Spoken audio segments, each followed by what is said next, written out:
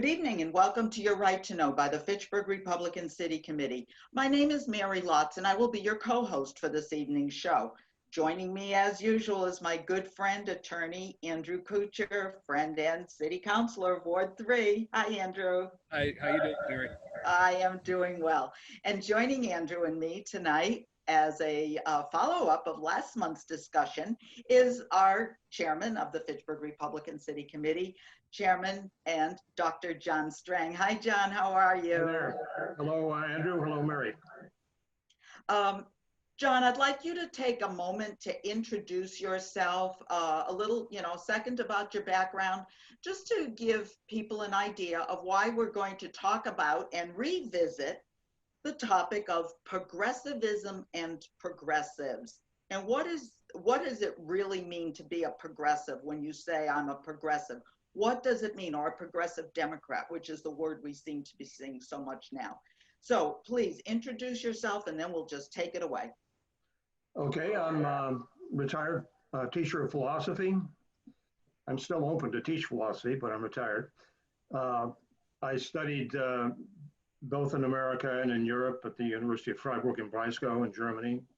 I taught at various colleges in New England, mainly University of New Hampshire in Plymouth. And I've taught all phases of philosophy, although my specialties were ancient Greek and modern German philosophy. Certainly political philosophy is an area I taught, and this is where Marx comes in, a figure who's going to come up in our conversation tonight. So I think I have a background that permits me to speak on topics like progressivism as it has developed here in the 21st century. Well, Andrew and we agree that you have the background to speak about it. And before we jump into our discussion, I would just like to give a shout out to Workers Credit Union for their support for FATV and for our programming. Workers is showing that they stand behind the First Amendment, and they're giving local folks like us the opportunity to get out and talk to people in our communities, and we really appreciate that. So as we go forward now, just a brief recap from last month, John. We talked about the progressive movement is said to have started in the late 18th century, and it was because of an Enlightenment philosophy that claimed that change is not only necessary, but is inevitable. And I think we all can agree on that we have evolved as a society and as thinkers. Progressivism understood the philosophy of social reform, and we see this most notably in the late 19th and the early 20th century, when we as Americans tackled such thorny and sort of entrenched subjects as slavery, women's right to vote, child labor laws, workers' rights in terms of the development of labor unions. So I think, we really seem to have done a lot. The progressive movement really did a lot to improve the plight of man. However, then in Woodrow Wilson's term in office, when he was a president, that's when the progressives really started to sort of, we would say, go off the rails a little bit. They started to say social change was going to conflict with the United States Constitution. And that's where we really started to get more, I'll say, radical ideas. So tonight we want to discuss progressivism and where it's going with our politicians and our political plans in the state of Massachusetts, but also on the national level. I think you both remember this very famous quote from First Lady Michelle Obama, and I believe it was when President Obama just started his first term in office, so that would have been 2008. First Lady Michelle Obama said, "Barack will fundamentally transform America." So my question is, what are the implications of this? And was that the sort of first salvo into telling us that President Obama was a progressive and that we were now going down the road of progressive policies and in a direction of progressives? Right now, we have so many politicians out there that are now claiming openly to be progressives. And I'll just throw out a couple. We've got Vice President Joe Biden running for office. We've got Nancy Pelosi, Chuck Schumer, Elizabeth Warren, The most famous is AOC, Alexandria Ocasio-Cortez, and her squad, one of her squad being from Massachusetts. So please, I know it's a long question, and I started with Michelle Obama's quote, but please talk about progressivism, and is this part of fundamentally transforming America? The expression to fundamentally transform America is what in philosophy you'd call a vague expression, because it doesn't make explicit, well, how are we going to transform America? It's a feel-good sort of phrase, and this is why it had a lot of favor when it was spoken. But what does it mean, really? Now, if the acolytes of Michelle Obama, Barack Obama, the figures you mentioned, if they believed in a progressivism along the lines of the progressivism we knew in the early 20th century, then there would be no problem. But as actual looking at their words and positions shows, they don't. They're actually in favor of a far more radical sense of progressivism. And I guess that's what we'll get into, because today's Democrat Party has become intellectually a creature of a radical form of progressivism that does not really stand in the same lineage of the progressivism of, say, Theodore Roosevelt's time. Mm-hmm. Now, John, progressivism is a word that sounds innocuous, but let's face it, the devil's in the details. You take a look, back when this progressivism first started, they were talking about slavery. And who were the ones that were really talking about slavery? But the Republican Party, who were talking to abolish slavery. Meanwhile, the Democrats wanted to keep it in place. Now, today's progressivism presents themselves as do-gooders or modern-day progressives, for the do-gooders for the working class, but something more sinister is going on here. We can identify a number of progressive issues that we can begin to deal with. One that has been very much in the news, such as defund the police. There's numerous other ones, and when you started going through the list of progressive politicians running, I think it should also be noted that I saw this morning that Kennedy is quoting himself to be a progressive. Well, you got a Kennedy progressive and you have a Markey progressive. Mm-hmm. Are you voting for the same thing? Yeah, it's the word. It's the word that Democrats, they want to have that word. They want to be recognized as it's the word du jour. Yes. That's right. Exactly. Yeah. The issue, though, the issue comes to a point when you actually look at their policies. And Andrew, you just identified one of these. This is the defunding of the police, and the proposal to use the police funds to advance social justice, which is another weasel term, Mm-hmm. But what are the implications of this, really? It would never have occurred to a progressive of Theodore Roosevelt's era, for example, to pitch for defunding the police. Nor would it have been obvious to them that you could advance social justice by making your neighborhood less safe. But that's the precise implication of defunding the police. If you're reducing the police, it has an immediate impact on your neighborhood. Something happened here, and it actually happened roughly in the decades from the 1960s to the present, to make such a patently absurd proposition as defunding the police respectable, or at least have the appearance of being respectable. What's astonishing is how the media has been taken up in this. It's as if it doesn't require much conversation.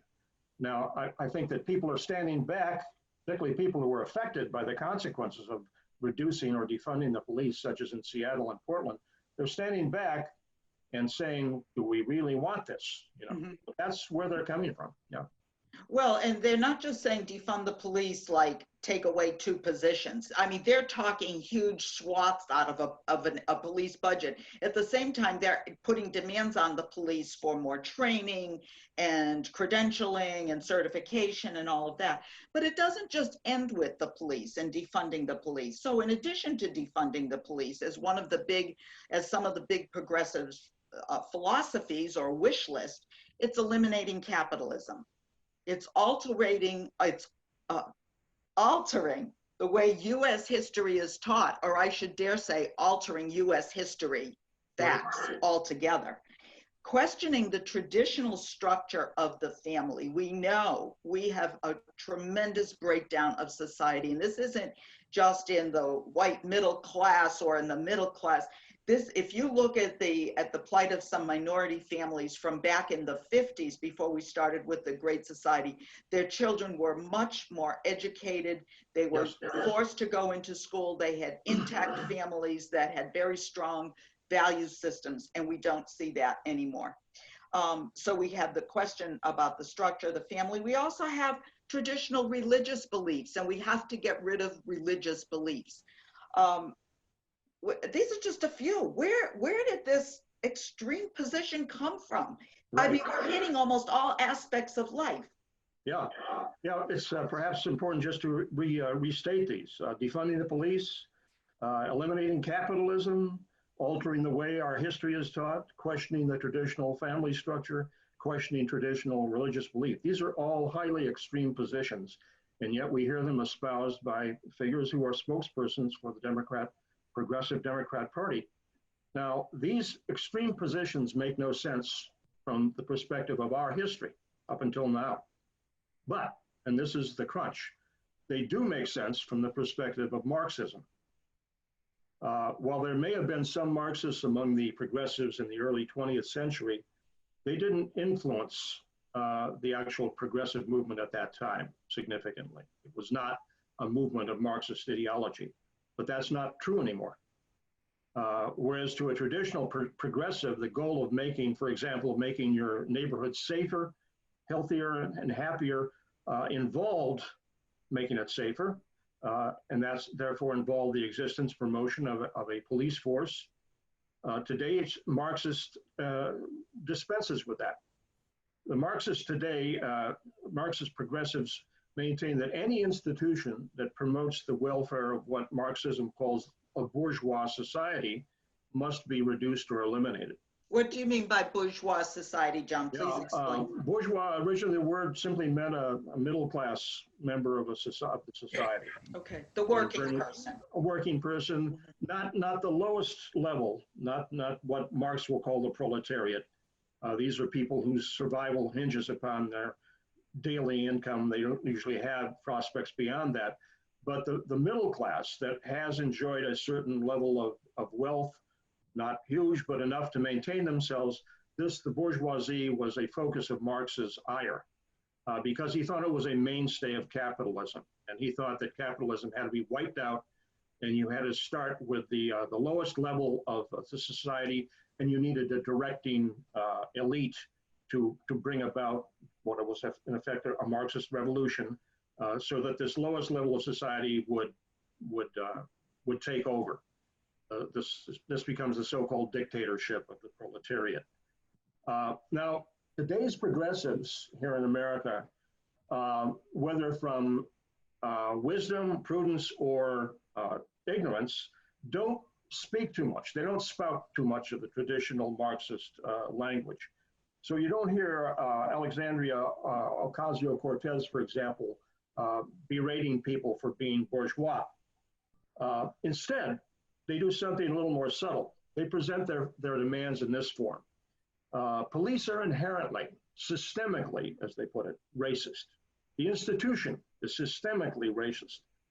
Any institution that's racist is an affront to social justice.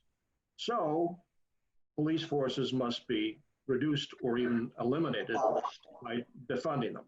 That's where they're coming from. So they're not using the traditional Marxist language, but they're using language which has the same or even a greater effect than that. Now, if you look at this proposition that police forces are systemically racist, this is their claim, and police forces have prejudice against one race, blacks, here we have claims that are subject to empirical testing. I mean, we actually have claims, and we're able, in these cases, to to look at the data. Fact-based, yes. That's right. There's a lot of data. The United States Department of Justice maintains a Bureau of Justice Statistics. Their statistics are available on the computer. And the data, if you actually look at the data, do not support the claim that police forces target blacks more than whites. They don't support the claim that they are overtly, in most cases, racist at all. Just as one little tidbit, and this is a topic so big we'd spend all night just on it alone, citing the statistics. But in 2015, one of the years, relatively recent years for which we have statistics available, there were almost 6,000 blacks killed, and they were killed by other blacks in 2015. The murder rate, by the way, the homicide rate among blacks is 93%. That is to say that of the deaths inflicted on blacks, 93% of it is inflicted by other blacks. Of that, almost 6,000 blacks killed by others in 2015. In contrast, only 258 blacks were killed by police gunfire that year. 258 out of almost 6,000. And if you looked at other years, you'd find similar statistics. There are major problems in black communities with excess violence. Indeed, the rate is profoundly very large. But it's the issue is not that blacks are being killed in overwhelming numbers by policemen, white policemen. That's a falsification. And yet we hear this claim, and it's not refuted by the media. They just accept it. They pass it on. Well, I think we all doing their jobs. They would report. Andrew, we only need to look at what's happening in our big cities on the weekends. I think of Chicago and the murders that are happening in Chicago streets, murders and shootings. Yeah, absolutely, Mary. But John, I just wanted to expound on one point. I don't think AOC has the IQ level to know what bourgeoisie means, nor the term, know the definition of the term. Well, so, Andrew, John, why don't we send her a link to our show? Right. So you're saying that the various positions of progressivism endorses what we just discussed, A through E, above are reflections of Marxist thought? That's right. These propositions that we've been hearing in the news, defunding the police, eliminating capitalism, altering the way our history is taught, questioning the traditional structure of the family, questioning religious belief, these are all reflections of Marxism. It almost seems like what Hitler did in the 30s in Germany. Yeah, and in the 20 years before that in what became the Soviet Union. Yeah, these are, again, trying to contrast this with our progressive history up until now. Progressives up to the mid-20th century didn't say that our entire history was warped and disgraceful, and that our high schools should be teaching how disgraceful our national story had been. So where does this preposterous claim come from? I mean, I didn't grow up in a high school where I learned such nonsense. I don't think you did.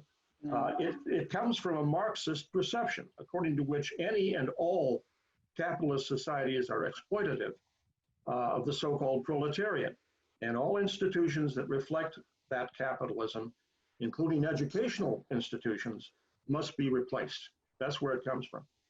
Now, looked at objectively, the truth is that all nations' histories contain some bad elements. That's because all people, individually and collectively, include bad elements. No country has ever been perfect any more than any person is perfect. America's history, of course, includes sad chapters like that of slavery, but it also includes better chapters like the Civil War, where we fought to get rid of slavery, and the institution of the 13th, 14th, and 15th Amendments to the Constitution that guaranteed equal civil rights for former slaves. So this is a more accurate depiction or presentation of what's going on. The simple truth is that no nation governed by Marxist principles can stand comparison with the United States in terms of rights and opportunities enjoyed by its people. Marxism has produced more unhappiness and misery than any ideology in history. And I'm not saying that just as hyperbole, it's accurate, it's historically accurate. Marxism has produced more unhappiness and misery than any ideology in history. It's literally true that far more people died under Marxist communism, even than under Nazism. which is taken as the standard of evil in history. Now, the Nazis, of course, I mean, you can't look at television without seeing some, program about Nazism and the evils of Hitler, and no one's denying that. Almost every night, certainly several times a week. You don't see the comparable number of programs on television about the history of communism in power, of the misery instituted by Stalin, for example, the mass starvation of the Ukraine in the 1930s, what's happening now in Venezuela. Every instance of a proposed communist society, a Marxist society, has failed. And the only reason why this is not more obvious is because you have people who are intellectually in sympathy with Marxism. You talk with them, and I've talked with students and fellow professors about this. They'll say essentially, well, yeah, there were some bad apples, bad examples along the way, but the principles of Marxism were good, were intended to be good, and to improve the human lot. And if you try to pin them to the wall, where did it improve the human lot? They will, they'll pitch to legends and so on. Just as one small illustration, I remember hearing when I was a student the claim that, oh, you have free medical care in the Soviet Union, other Soviet bloc countries at that time. Well, what's medical care? What exactly does this mean? The truth was that the ordinary inhabitant of the Soviet Union had wretched medical care. If you were a member of the communist elite, you had special hospitals you could go to. But a statistic came out after the fall of the Soviet Union that in the entire former Soviet Union, only 40% of the so-called hospitals in the Soviet Union had running water. Now, what kind of a hospital would that be? Primitive. Running It's water. primitive. Right. So what we see here is a vast departure from our history when you find proponents like Alexandria Ocasio-Cortez and her ilk pitching for this radical revision of our nation and of our history, which is perhaps a basic reason why we find ourselves in the present position, because the history has been distorted by teachers, in many cases unknowingly. Well, John, we are running out of time, but I just want to pose another question, but also first make a comment. Is when we talk about how bad the United States has been over the years, that we're an imperialistic nation and all of this, there's been no group of people, no country that has been so rich in giving our blood and treasure to go and save freedom for other countries as we did in World War I, World War II. Bad maybe outcomes, but Korea and Vietnam. The purpose was good. It was not to go in and take away, it was to give. So with that said, I'd like to get that out of the way. But very quickly, so we talked about some of this, but we didn't get to the questioning the traditional structure of the family. How does that fit in with Marxist philosophy? Now, this is a little more difficult to explain because Marx does not directly speak about this, but his followers did. And the way in which we can grapple with this is to realize that from the Marxist point of view, the state, the communist state that Marxism seeks to achieve, must be the all-powerful agent in society. There must be no contenders for its power. Any social tie that conflicts with the demand of the all-powerful state must be reduced or eliminated. It's a totalitarian demand, and this shows us, in fact, how the word totalitarian came about. It's the claim that a state's domination must be total. People, by the way, who say that totalitarianism and authoritarianism are the same are mistaken. Authoritarian states did not exclude possible other sources of power and authority in the state. Many states, for example, in continental Europe in the 19th century, would be considered authoritarian, but they were not totalitarian. Totalitarian state's a novelty, and it came about as a consequence, in this case, of Marxism. As an illustration, people are not aware that in the former Soviet Union, it was against the law for anyone to perform an act of charity. Now, we would say, well, what's wrong with that, if you're trying to help out somebody? Well, according to Marxist tenets, only the state should care for the people under its control. There must be no competing institutions, beliefs, or individuals. Well, They can intervene. leaves people completely dependent upon the government. Exactly, that's the point. Mhm. State wants you dependent upon them. So the modern progressive goal, again, whether its adherents fully grasp this or not, and Andrew may very well be on target that AOC, among others, don't grasp elements of this. Whether they realize it or not, the modern progressive society's goal, rather, is a society of atomized individuals overseen by an all-powerful state. Not religion, not family bonds, not any contravening allegiance should be permitted to intervene.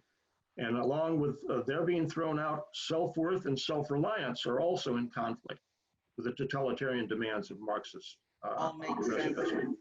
This is We why have less than 5 minutes. So Andrew, I know you had a very pressing question that we want to get in. Yeah. So where do you see this progressive movement going? I mean, you're going to have centrist Democrats looking at what is going on, looking at the burning of these cities, and looking at what the field of progressives is going to lead to. Do you believe that Americans, including voters here in Massachusetts, really understand the implications of progressivism, and are they going to vote for it? Well, taking the questions in reverse order, most Americans do not understand the implications of electing progressives. They've been electing them for years, decades almost. We have people like Alexandria Ocasio-Cortez because most voters are ignorant. Now, it's true there are certain pockets of radicalism in the country. But by and large, most people who vote Democrat have really not grasped that this Democrat Party is radically different from the Democrat Party of their fathers or grandfathers. Mm-hmm. Most voters, unfortunately, are ignorant of who they're putting into office.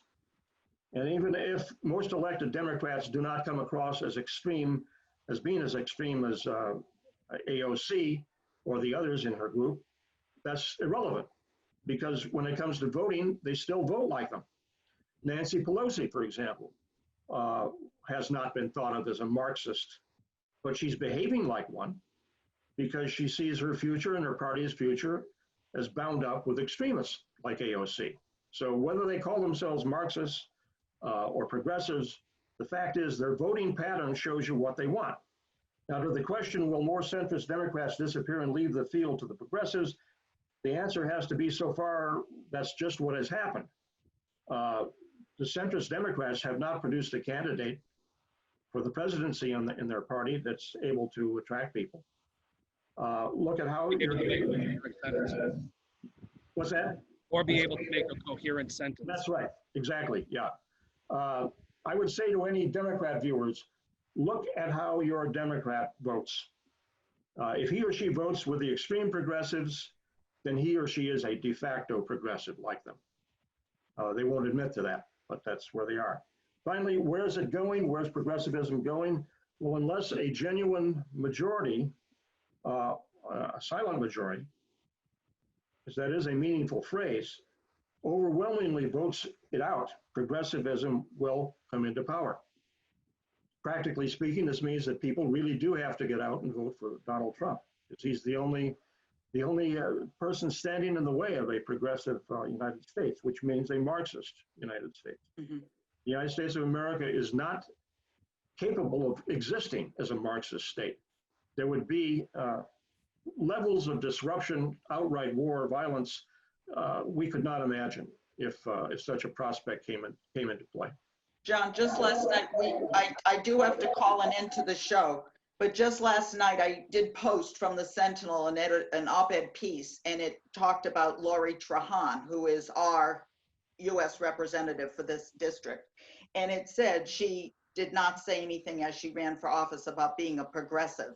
But once she got into office, she followed right along with the AOC and the white suits that Nancy Pelosi had them all wear. So the proof is not in what I say, it is in what I do. And I'd like people to remember that. And as I close tonight, and thank you both so much for being with us again. But as I close, I'd like to end with a quote that I thought was it nailed it to me. And it nailed this discussion. And it says, it's easy to be a communist in a free society, but try being free in a communist society. Right. And I think that kind of says it all. And again, I'd like to thank our viewers for watching Your Right to Know. And as we leave you, we want you to be part of the Fitchburg Republican City Committee by watching Your Right to Know every month. To us, GOP stands for growth, opportunity, and prosperity for all people. And that means we're all thinking for ourselves, self-reliant, and we believe that we have our own future in our hands. And thank you and good night. America, we stand for freedom. So let us all unite